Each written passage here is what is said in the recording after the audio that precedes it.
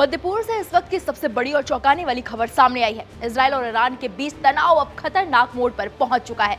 मिसाइलें, ड्रोन और धमाकों की गूंज, पूरा इलाका जंग के मुहाने पर खड़ा हुआ नजर आ रहा है।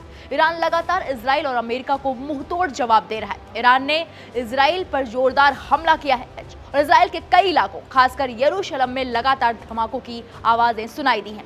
आखिर क्या है पूरा मामला और कैसे बढ़ रहा है ये टकराव और क्या इसके असर पूरी दुनिया पर पड़ सकते हैं? चलिए इस वीडियो में आपको दिखाते भी हैं और समझाते भी हैं। चेकमेट।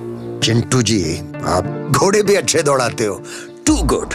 थर्मोकूल कूलर, सिर्फ ठंडी हवा बाहर नहीं आएगी, आपका बड़प्पन भी बाहर आएगा। थर्मोकूल, इंडिया का नया अंदाज।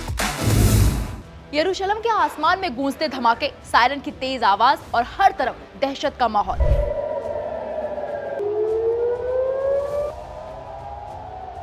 दरअसल इजराइल की राजधानी में एक साथ कई धमाकों की आवाज सुनाई दी, जिसके बाद एयर डिफेंस सिस्टम तुरंत एक्टिव हो गया और ईरानी मिसाइलों को रोकने की कोशिश शुरू हो गई। इजरायली सेना का दावा है कि उसने कई मिसाइलों को हवा में ही नष्ट कर दिया, लेकिन हमले की तीव्रता ने साफ कर दिया है कि टकराव अब खुली जंग की ओर बढ़ रहा है।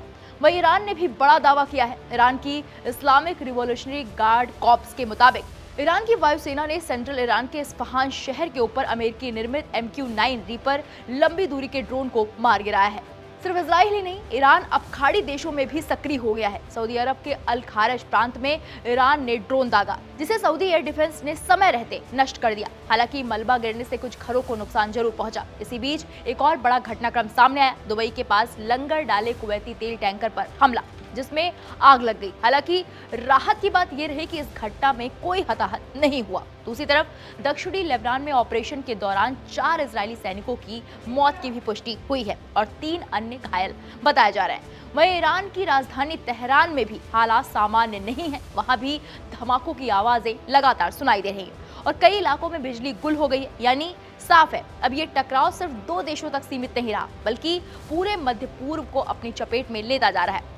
सबसे बड़ा सवाल यही है, क्या ये तनाव पूरी तरह युद्ध में बदल जाएगा? और अगर ऐसा हुआ तो इसका असर पूरी दुनिया पर कितना भारी पड़ेगा? फिलहाल हालात बेहद नाजुक हैं और हर पल स्थिति बदल रही है। हम इस खबर पर लगातार नजर बनाए हुए। ऐसी तमाम खबरों के लिए आप लगातार देखते रहिए जागरण न्यूज। नमस्कार।